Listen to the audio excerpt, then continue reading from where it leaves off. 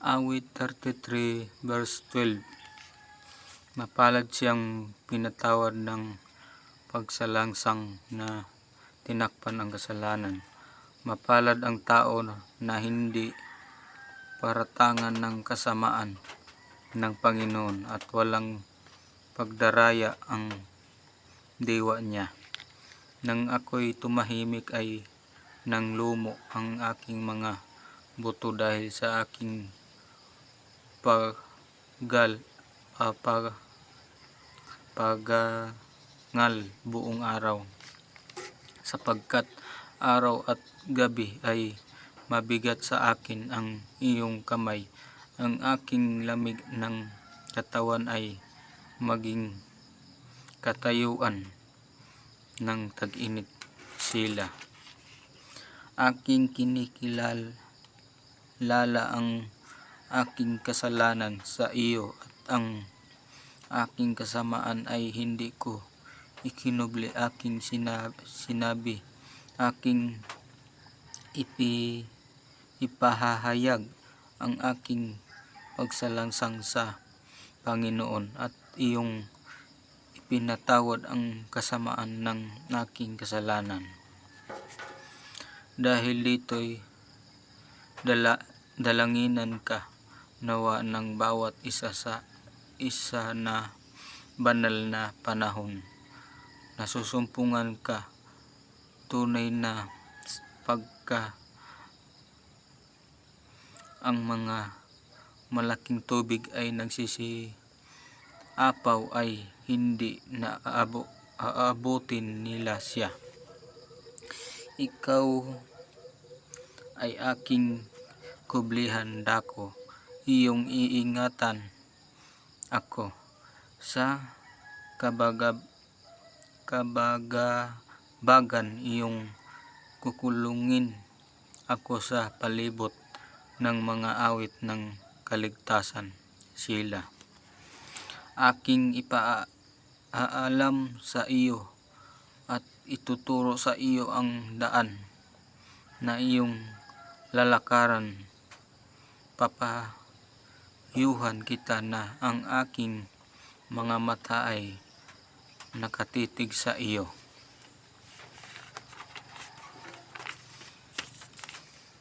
Huwag nawa kayong maging gaya ng kabayo o gaya ng mula na walang unawa na marapat igayat ng busal at ng paningkaw upang ipangpigil sa kanila na kung hindi sila magsisilapit sa iyo. Maraming kapanglawan ay sasapit sa mga masama, ngunit siyang tumitiwala sa Panginoon, kagandahang loob ang liligid sa kanya sa palibot. Kayo'y mga tuwa sa Panginoon at mga galak kayong mga matuwid at magsihiyaw kayo ng dahil sa kagalakan, kayong lahat na matuwid sa puso. Mga galak kayo sa Panginoon, o kayong mga matuwid, magpuri ay maganda sa ganang matuwid. Kayo'y na mangagpasalamat sa Panginoon na may alpa. Magsiawit kayo ng mga pagpuri sa Kanya na may salteryo na 10 kwerdas. Magsiawit kayo sa Kanya ng bagong awit. Magsitugtog kayong matalino na may malaking ingay, sapagkat ang salita ng Panginoon ay matuwid at lahat niyang gawa ay ginawa sa pagtatapat. Iniibig niya ang katwiran at kahatulan. Ang lupa ay puno ng kagandahan loob ng Panginoon. Sa pamamagitan ng salita ng Panginoon ay nayari ang mga langit at lahat ng natatanaw roon ay sa pamamagitan ng hinga ng kanyang bibig. Kaniyang pinipisan ang tubig ng dagat na parang isang bunton. Inilalagay niya ang mga kalaliman sa mga kalawakan. Matakot nawa ang buong lupa sa Panginoon. Magsitayo nawang may takot ang lahat ng taga sanlibutan sa Kanya, sapagkat siya'y nagsalita at nangyari, siya'y nagutos at tumayong matatag. Dinadala ng Panginoon sa wala ang payo ng mga bansa. Kanyang niwawalang halaga ang pag-iisip ng mga bayan. Ang payo ng Panginoon ay nayon matibay magpakailanman. Ang mga pag-iisip ng kanyang puso sa lahat ng salit-saling lahi. Mapalad ang bansa na ang Diyos ay ang Panginoon, ang bayan na kanyang pinili sa ganang kanyang sariling mana. Ang Panginoon ay tumitingin mula sa langit, kanyang minamasdan ang lahat na anak ng mga tao. Mula sa dakong kanyang tahanan ay tumitingin siya sa lahat ng nangananahan sa lupa. Siyang naghuhugas ng mga puso nilang lahat na nagmamasid sa lahat nilang mga gawa. Walang hari na nakaliligtas sa pamamagitan ng karamihan ng hukbo. Ang makapangyarihang tao ay hindi naliligtas sa pamamagitan ng malaking kalakasan. Ang kabayo ay walang kabuluhan bagay sa pagliligtas, ni hindi niya iniligtas ang sinuman sa pamamagitan ng kanyang malaking kalakasan. Narito ang mata ng Panginoon ay nasa kanila na nangatakot sa Kanya, sa kanila na nagsisiasa sa kanyang kagandahang loob, upang iligtas ang kanyang kaluluwa sa kamatayan at upang ingatan silang buhay sa kagutom. Hinintay ng aming kaluluwa ang Panginoon. Siya'y aming saklolo at aming kalasag, sapagkat ang aming puso ay magagalak sa Kanya, sapagkat kami ay nagsitiwala sa Kanyang banal na pangalan.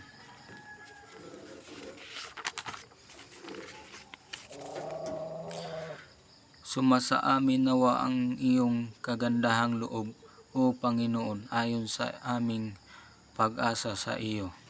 Aking pupurihin ang Panginoon sa buong panahon. Ang pagpuri sa Kanya ay laging sa aking bibig. Ang aking kaluluwa ay naghahambog sa Panginoon na maririnig ng maamo at masasayahan. O dakilain ninyo na kasama ko ang Panginoon, at tayo'y mangagbunyi na magkakasama ng Kanyang pangalan. Aking hinanap ang Panginoon at sinagot niya ako, at iniligtas niya ako sa lahat ng aking mga katakutan. Sila'y nagsitingin sa Kaniya at nangawiliwanagan, at ang kanilang mukha ay hindi malilito kailanman. itong abang tao'y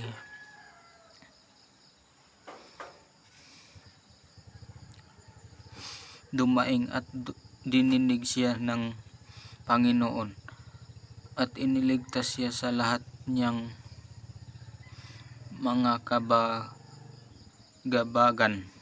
Ang anghel ng Panginoon ay humahantong sa buong palibot ng tatakot sa kanya at ipinagsasanggalang sila.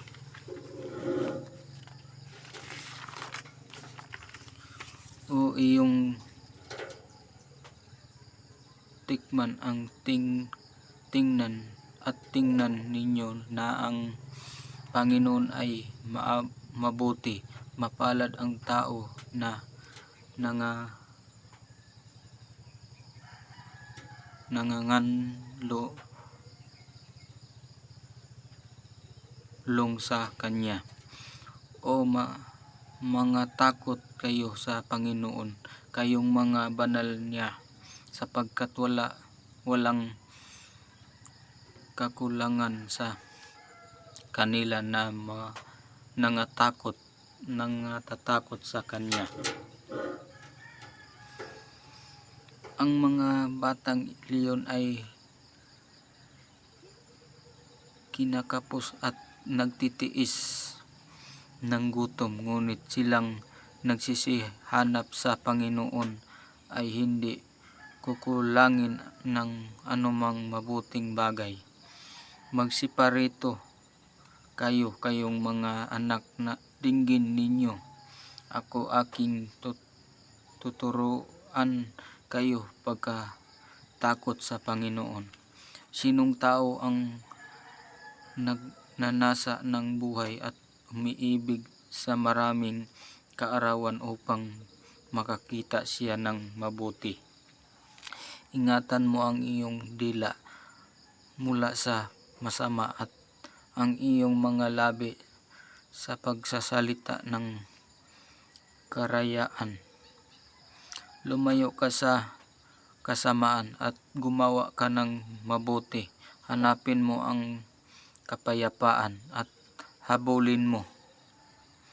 Ang mga mata ng Panginoon ay nakatitig sa mga matuwid at ang kanyang mga pakinig ay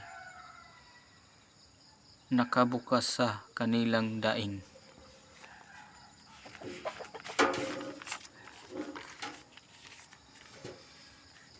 Ang mukha ng Panginoon ay laban sa kanila na nagsisigawa ng kasamaan upang ihiwalay ang alaala sa kanila sa lupa.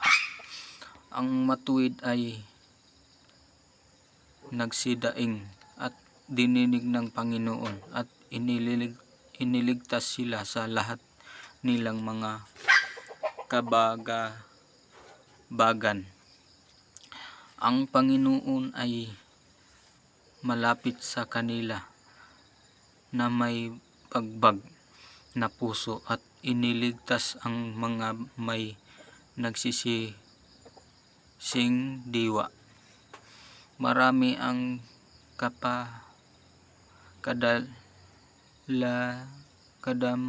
kadalamhatian ng matuwid, ngunit inililigtas ng Panginoon sa lahat. Kanyang iniingatan ang lahat niyang mga buto. Wala isa man sa mga yaon na nababali. Papatayin ng kasamaan ang masama at silang